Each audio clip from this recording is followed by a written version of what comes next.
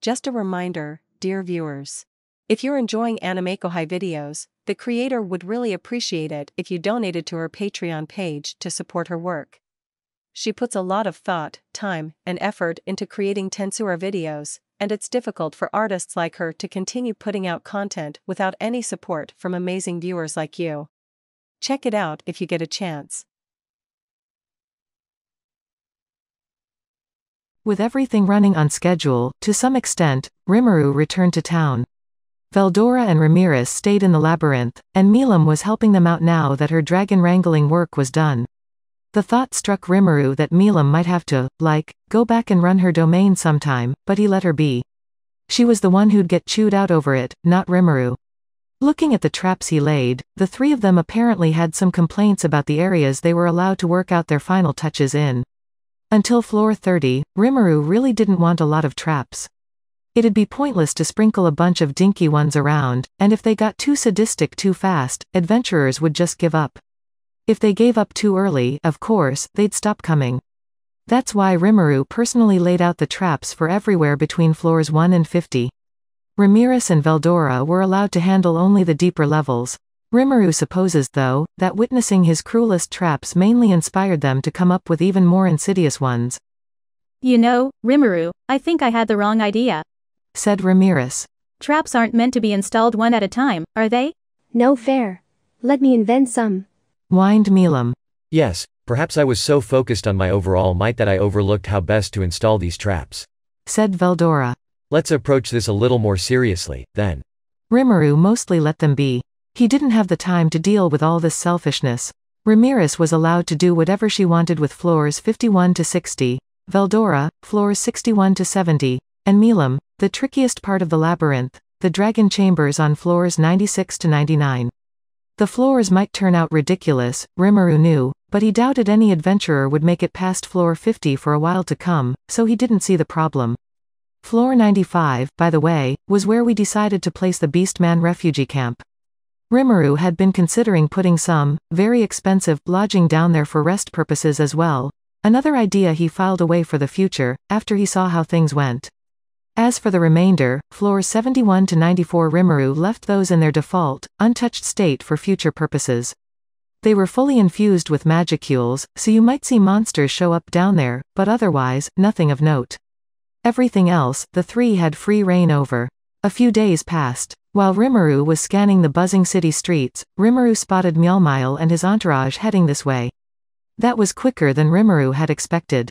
Mjöllmile must have packed up and come over in a hurry.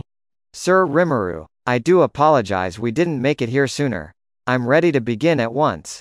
Ah, Mjöllmile, thanks so much for coming. Let me guide you over to your home here. Rimuru took him over to a residence they had only just recently built. Rimuru had asked Rigurd to get it done for him in advance, advising Rigurd to make sure it was move-in ready.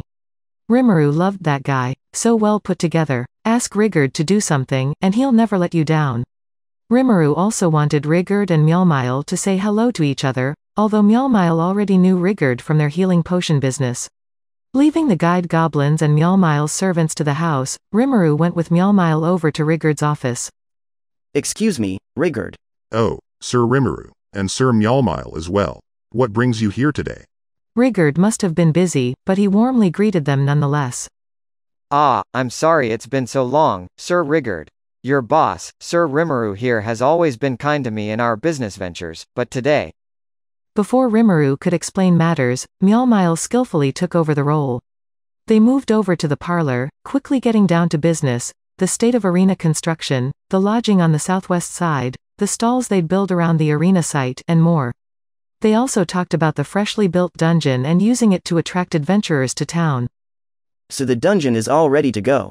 It's not complete yet, but I think we can run it right now without any problem.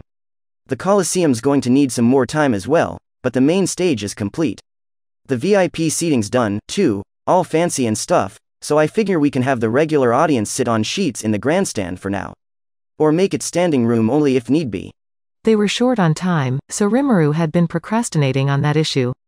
The arena structure was still bare bones, but Rimuru figured that could wait until Mildo returned. Even incomplete, Rimuru thinks it had style, and he was also making sure it was safe to use. Rigurd and Mjöllmile listened to his explanation with rapt attention, and they quickly lost themselves in discussion.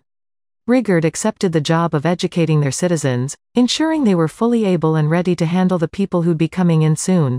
Meanwhile, Mjöllmile had his own ideas for the arena and dungeon they had planned out, as evidenced by his commendably confident smile. They discussed it all, pointing out flaws and trying to correct them, figuring out what they needed and what had to be on site. It's a tremendous relief to see Sir Mjöllmile with us on this. A smiling Rigurd said. Yeah, isn't it? He's a pretty useful guy, you know.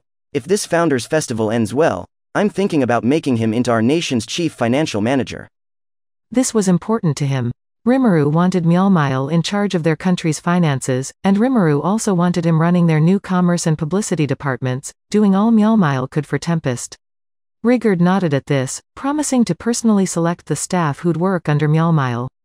They had been asking the inns along the highway and such to keep track of their own accounts, but this was still an uphill process. Literacy rates had gone up thanks to Vester, but not everyone could read, write, and do sums yet. If they wanted to keep this nation going, they'd really need people like Mjöllmile. Rigurd, to his credit, seemed to understand that and was accepting to Mjöllmile joining Rimuru's administration, and not just because Rimuru wanted Mjöllmile there. Maybe Rigurd knew that numbers were a weakness of theirs. Rigurd seemed to welcome Mjöllmile, even outside of their current festival plans. I see. That sounds like a splendid idea. No, I still have much to learn. But I promise you that I will tackle our issues with every bit of strength I have. Mjöllmile was sounding modest, but Rimuru knew Mjöllmile had his heart set on this post from the outset.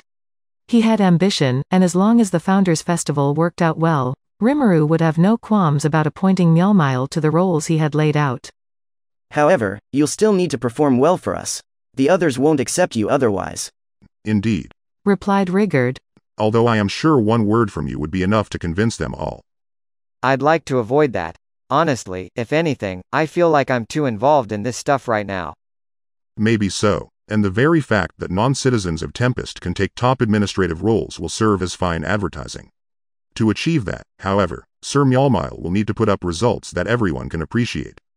You said it. Sorry to put all this pressure on you, but can I count on you for that, Molly? That would be the tricky part. If this was just about strength, or something similarly easy to grasp, the monsters would easily be convinced. Diablo was a prime example. When Rimuru appointed him his second secretary, nobody complained about that at all.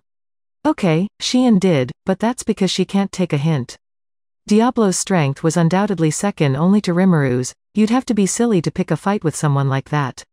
In other words, when it came to military roles or the like, pretty much anyone could become an officer if Rimuru recognized their talents. If they're strong enough for the post, they're all good. That wouldn't work with the more bureaucrat-type positions. Rimuru imagines most governments have examinations and stuff for those posts, but sadly, they hadn't reached that point yet.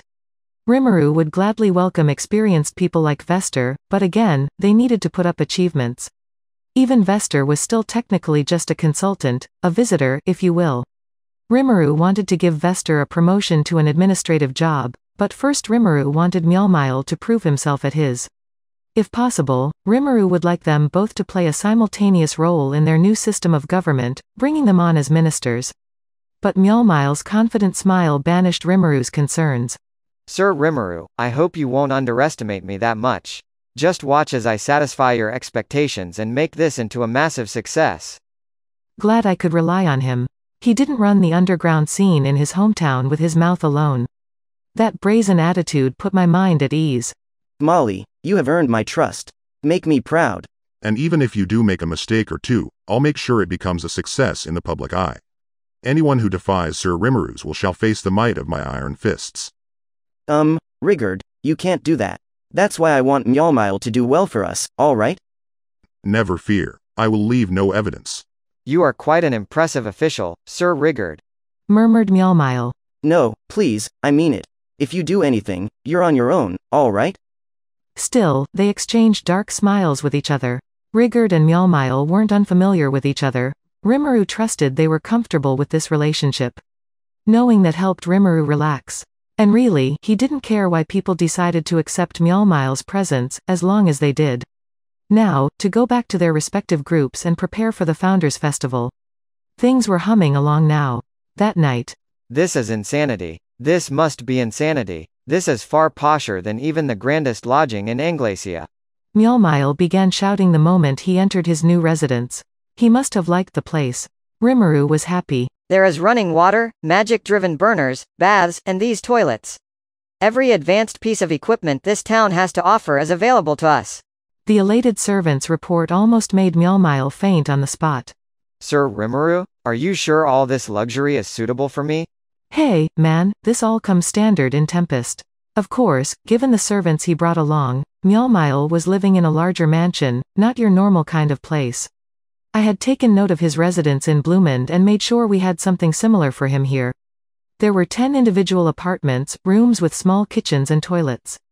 These were linked by a large shared bath and a dining hall, allowing Mjöllmile to share this home with a decent number of servants. You needed this, right?